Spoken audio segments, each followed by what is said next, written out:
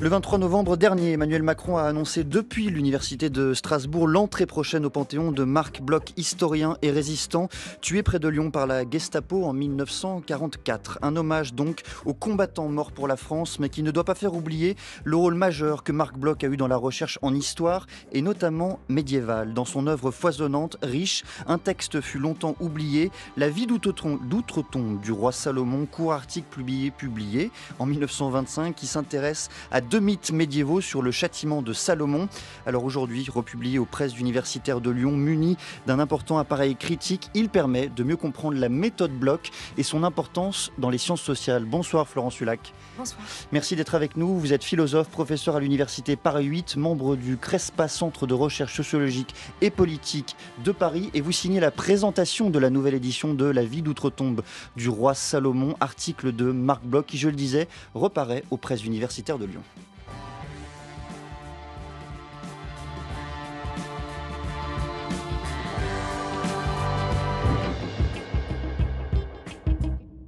La lucidité et de la résistance de Marc Bloch à la libération de Strasbourg, il y a ce cortège des volontés qui ont permis à la France de redevenir libre, cette confiance dans notre peuple, dans son audace. C'est pourquoi, en cette université et en ce jour, pour son œuvre, son enseignement et son courage, nous décidons que Marc Bloch entrera au Panthéon. On va parler, Florence Hulac, de La vie d'outre-tombe du roi Salomon, ce petit et beau texte. Mais d'abord, qui verra ses cendres transférées au Panthéon selon Emmanuel Macron? Est-ce que c'est Bloch le résistant, Bloch l'historien ou les deux?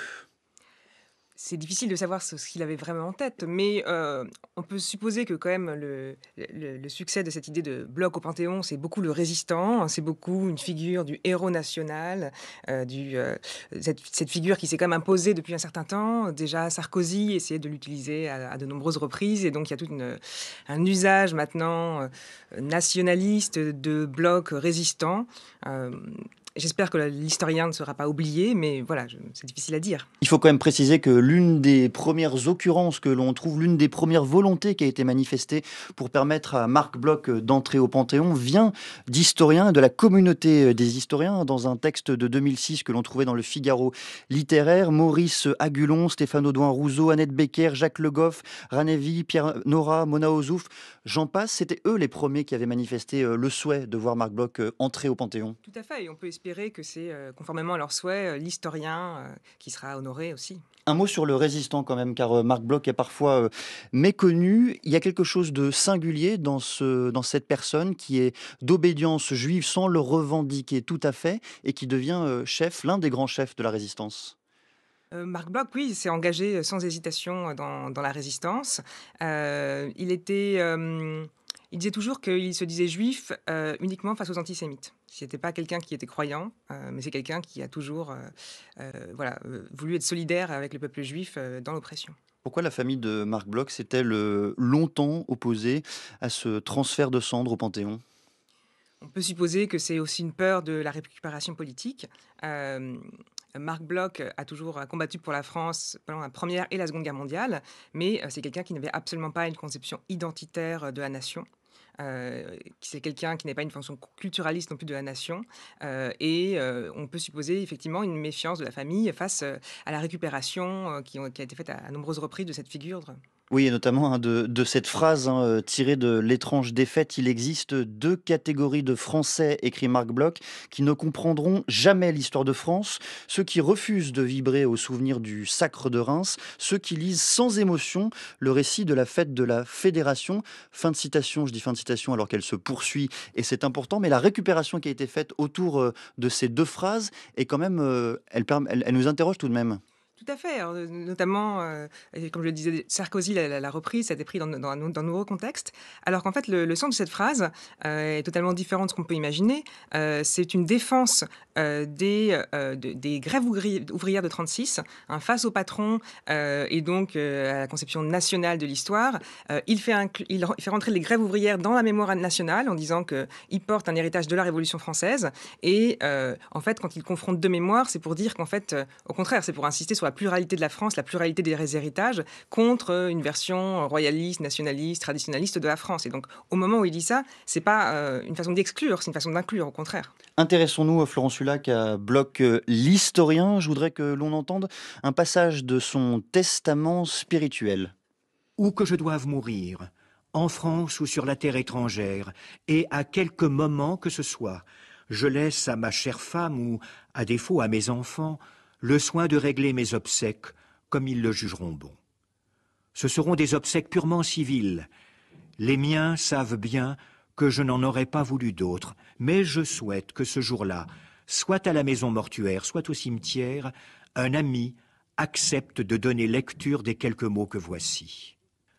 Je n'ai point demandé que sur ma tombe fussent récitées les prières hébraïques, dont les cadences, pourtant, accompagnèrent vers leur dernier repos tant de mes ancêtres et mon père lui-même. Je me suis toute ma vie durant efforcé de mon mieux vers une sincérité totale de l'expression et de l'esprit. Je tiens la complaisance envers le mensonge de quelque prétexte qu'elle puisse se parer pour la pire lèpre de l'âme. Comme un beaucoup plus grand que moi, je souhaiterais volontiers que, pour toute devise, on gravât sur ma pierre tombale ces simples mots « Dilexit veritatem ». Un extrait lu dans l'émission de Jacques Le Goff sur France Culture le 24 décembre 1999. Florence Hulac, il a chéri la vérité. Qu'est-ce que cela signifie? Qu'est-ce que cela permet surtout de comprendre dans son travail d'historien, dans le travail de Marc Bloch? Oui, c'est une expression très belle qui vient de Renan. Il a chéri la vérité. Ça montre aussi toute la tension d'un projet d'histoire qui, en fait, cherche la vérité, mais ce n'est pas une vérité religieuse, donc ce n'est pas une vérité pleine. En histoire, on n'atteint jamais la vérité. Et donc, chérir la vérité, c'est sans cesse traquer les erreurs, traquer les incompréhensions, être toujours dans une recherche qui, en fait, doit toujours être négative, parce que si on pense être arrivé à la vérité, on est dans la croyance, on n'est plus dans la science. Et donc, chérir la vérité, c'est l'avoir toujours comme horizon et en même temps savoir qu'elle est inatteignable. Et c'était vraiment la perspective de Marc Bloch qui était d'une exigence intellectuelle sans faille et qui, en même temps, n'a jamais prétendu être arrivé à une forme de vérité. Je voudrais qu'on essaye de comprendre avec vous ce qu'est la méthode de Marc Bloch et que l'on chemine par là jusqu'au texte intitulé « La vie d'outre-tombe du roi Salomon » que vous préfacez. La méthode Marc Bloch, c'est peut-être d'abord de s'intéresser non pas aux grands hommes, mais à la vie quotidienne, à la vie sociale et culturelle. En tout cas, de comprendre l'histoire par ce truchement-là. Expliquez-nous de quelle façon. Tout à fait. Marc Bloch, c'est quelqu'un qui déjà est nourri de sciences sociales, nourri de sociologie, d'anthropologie. Et pour lui, l'histoire, c'est comprendre l'histoire par ses phénomènes sociaux, et ensuite par les quotidiens, et absolument pas par les grandes individualités. Il cofonde avec Lucien Febvre l'école des Annales. Quelle était la façon aussi de travailler de cette école et de cette revue, la revue des Annales qui suivra? Justement, le principe des annales, c'est de dire que l'histoire est une science sociale et que l'histoire se doit être resituée au centre des sciences sociales. Et c'est nouveau de dire ça, que l'histoire est une science sociale? Tout à fait, c'est une nouveauté. Et d'ailleurs, c'est resté une singularité de cette école. C'est pas du tout la pratique la plus courante de l'histoire dans le monde. L'histoire ne fait pas toujours partie des départements de sciences sociales.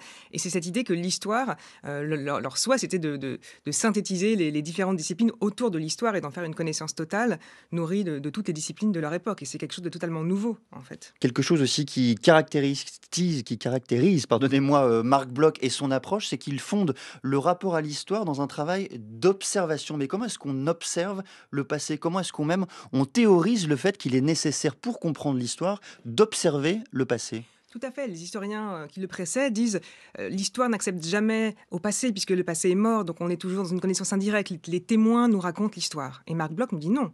L'historien, comme le sociologue, comme le psychologue, comme le biologiste, observe.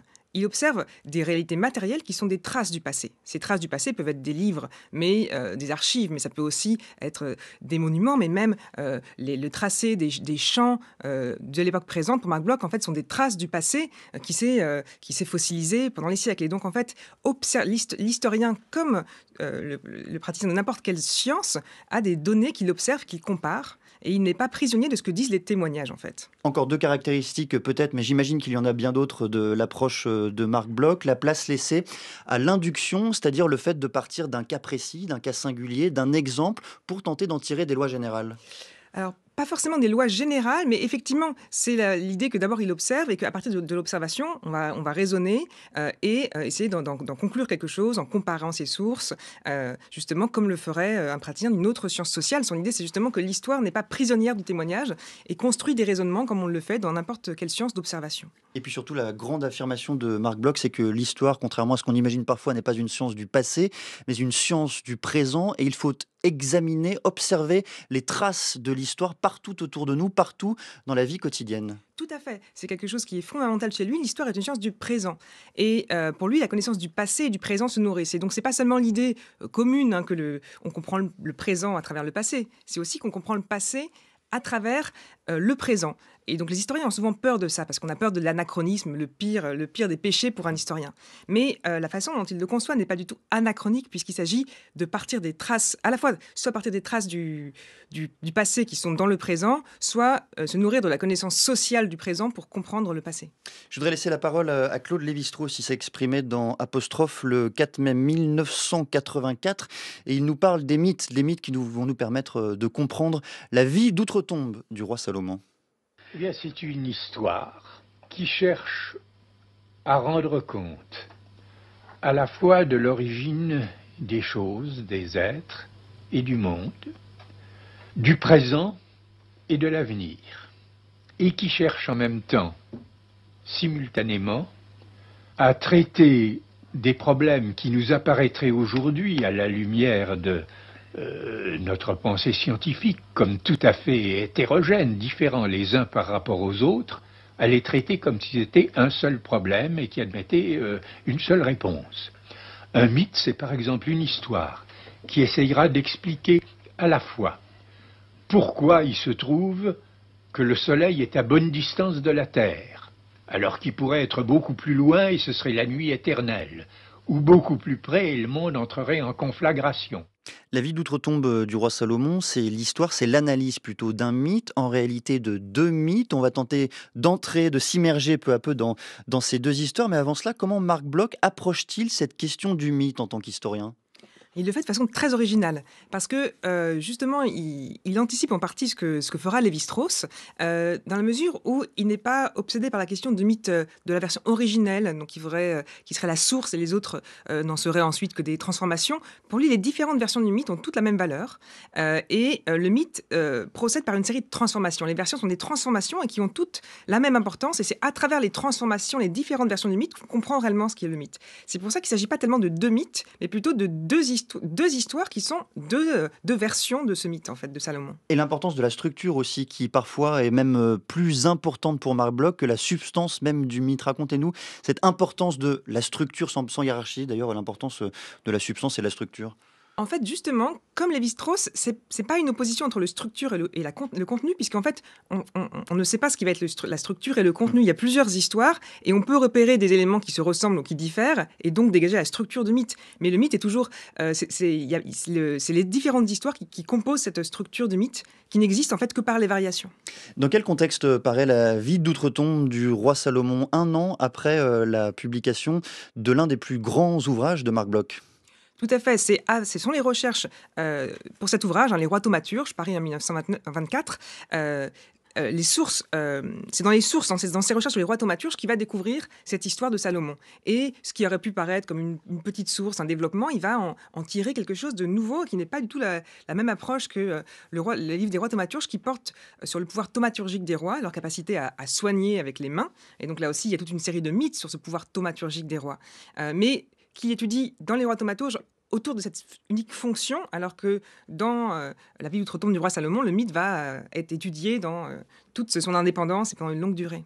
Je vais céder la parole à Bertie Bourdon. Bertie qui travaille dans l'équipe de Questions du soir et qui va lire un extrait de la vie d'outre-tombe du roi Salomon.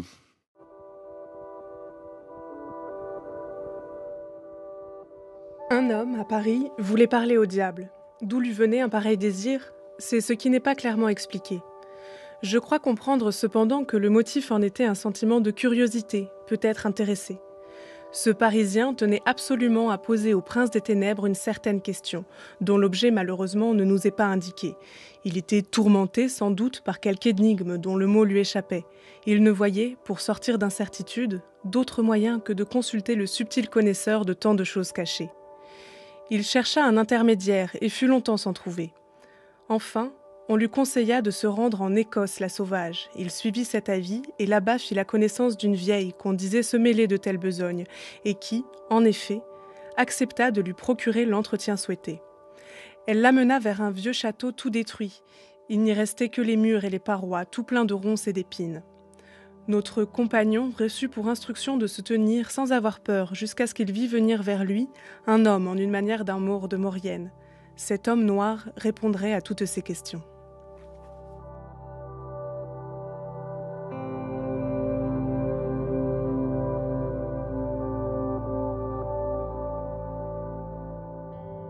Merci Bertie Bourdon. Qu'est-ce que vous tirez, qu'est-ce que vous analysez, Florence Hulac, de cet extrait ?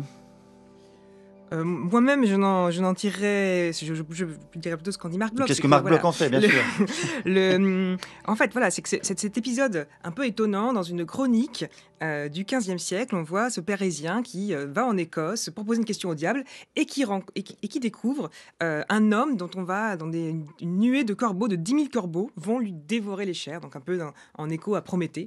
Hein. Et cet homme, on lui apprend que c'est Salomon qui est condamné à vivre ce châtiment tous les jours jusqu'à la fin des temps.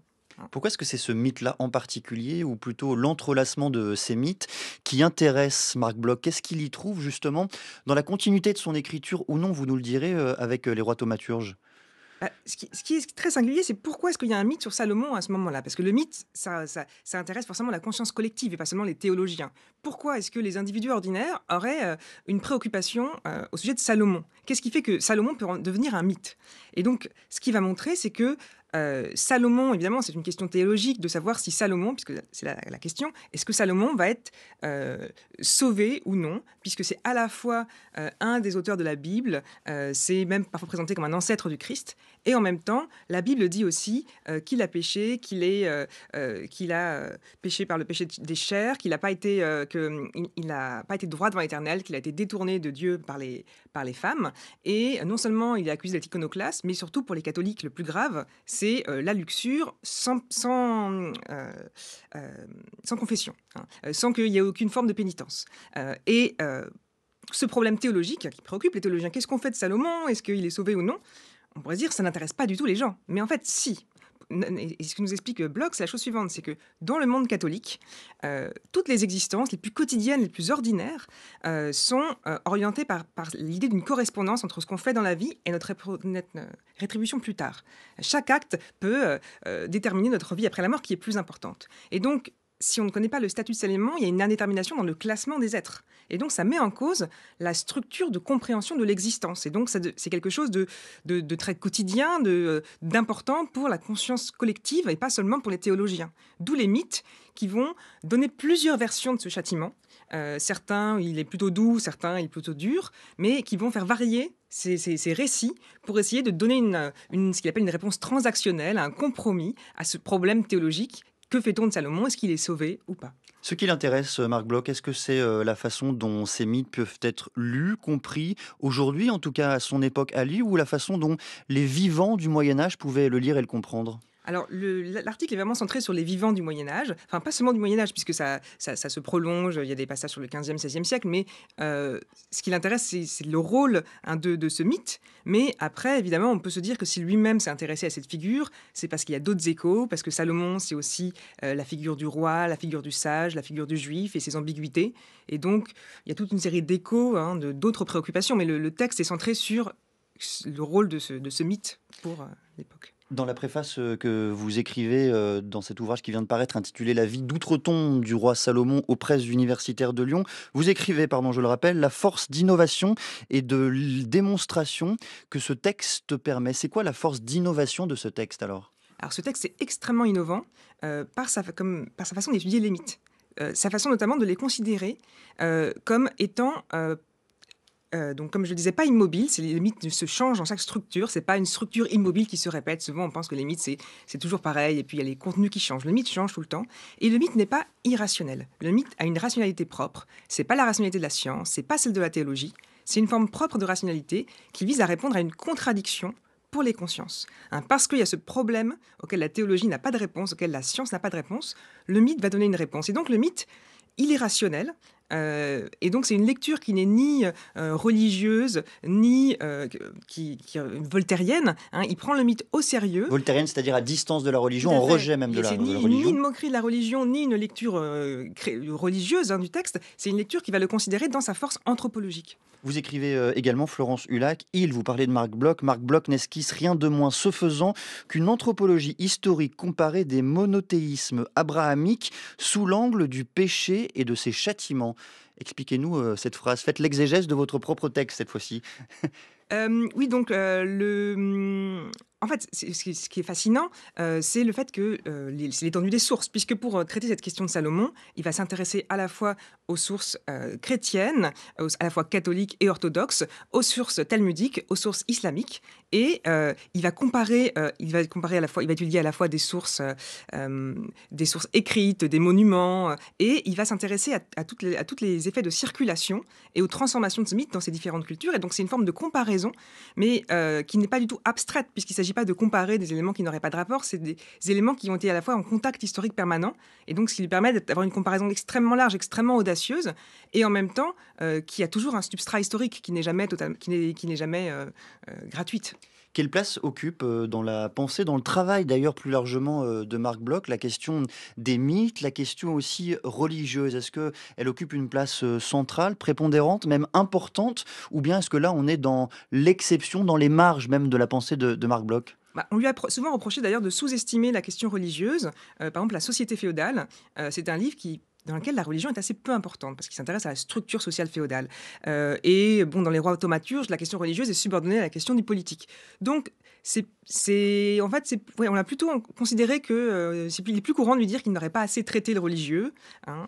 Et justement, ce texte, de ce point de vue-là, montre bien que ce n'est pas du tout le cas, mais que son approche l'amène à étudier, selon les cas, de mettre au centre ou non la religion. Je l'ai dit, Florence Hulac, vous signez la préface de ce court texte. Il y a aussi un postfacier, il s'appelle Julien Théry, et il dit, Julien Théry, qu'on a tendance à réduire le religieux, que Marc Bloch a tendance à réduire le religieux à de simples croyances et ignorant ainsi sa singularité. Fin de citation. Est-ce que vous êtes d'accord? Je sais que non, c'est pour ça que je vous le demande. Est-ce que vous êtes d'accord avec cette affirmation? Pour moi, Marc Bloch, il s'intéresse aux religieux dans cette façon anthropologique et donc qui est en partie décalée par rapport à d'autres approches, mais il considère dans ce texte-là, on voit bien que pour lui, le religieux est au centre de l'expérience médiévale et que ça ne fait pas de doute de ce point de vue-là.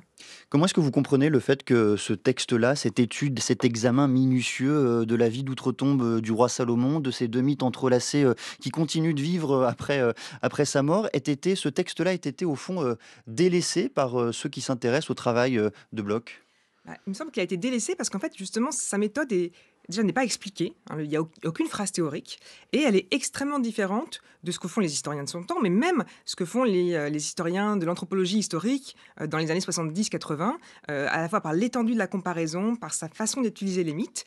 Sa méthode reste extrêmement innovante et très décalée. Et les historiens ne savent pas vraiment quoi en faire, puisque l'anthropologie historique va être plutôt centrée sur le quotidien, sur des comparaisons assez restreintes. Là, avec cette ampleur de comparaison et cette méthode de comparaison mythique, on est dans quelque chose d'assez inédit et qui n'a pas eu vraiment de successeur. D'une façon générale, est-ce que c'est le travail d'historien de Marc Bloch qui a été relativement délaissé? Je pense notamment à la comparaison qui est faite souvent avec Lucien Febvre. On met toujours Lucien Febvre en avant dans la place prépondérante qu'il a eue dans la création de l'école des Annales, de la revue des Annales. Est-ce que Marc Bloch a été longtemps délaissé et aujourd'hui c'est plutôt la tendance inverse? Tout à fait. Depuis les années 80, Marc Bloch est beaucoup plus mis au premier plan, à la fois comme figure publique. Je pense que le grand public ne connaît pas Lucien Febvre alors que Marc Bloch est connu, mais chez les historiens aussi, à cause de l'anthropologie historique, depuis la fin des années 70, qui a remis Marc Bloch au centre de la scène. Mais dans les années 50, 60, début des années 70, Marc Bloch est mort alors que Lucien Febvre a formé la génération suivante de l'école des Annales, et donc Lucien Febvre est le père fondateur, et souvent Marc Bloch est considéré un petit peu comme l'élève plus discret, moins ambitieux de Lucien Febvre, et donc dans toute cette période-là, c'est une figure beaucoup plus distraite, c'est le héros, mais scientifiquement c'est une figure plus secondaire. Merci beaucoup Florence Hulac d'être venue nous expliquer ce texte compliqué, il faut le dire, mais passionnant, La vie d'outre-tombe du roi Salomon, qui est apparu aux presses universitaires de Lyon. Je rappelle que vous êtes philosophe, professeur à l'université Paris 8, membre du CRESPA, le centre de recherche sociologique et politique de Paris. Bravo également à Bertie Bourdon de cette lecture en direct. Et un conseil tout de même à vous donner, suivre chaque matin à 9h Xavier Mauduit et son cours de l'histoire qui déplie la pensée de Marc Bloch tout au long de la semaine.